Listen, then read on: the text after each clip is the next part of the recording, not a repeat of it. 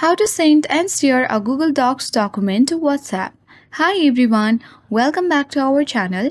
This is Rose and I'll guide you to send and share a Google Docs document to WhatsApp. Without further ado, let's get started.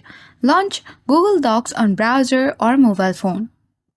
Now open the document that you want to share. Now tap three dots at top right corner of your screen and tap on Share and Export. Now select Manage Access from this box. Now you can easily tap on the add icon at top right corner of the screen and add the people or user to give access to this particular Google Docs. After that, you need to come under the general access and tap on change icon. Here you need to tap on restricted option and choose anyone with the link. So anyone on the internet with this link can view. So you can easily tap on viewer and you can easily select a role as viewer, commenter or editor. Once done, you can easily tap on the link or copy the link at top right corner of your screen, and once done, you can easily open WhatsApp, sign in to your account. Now go to the chat and you can easily paste the link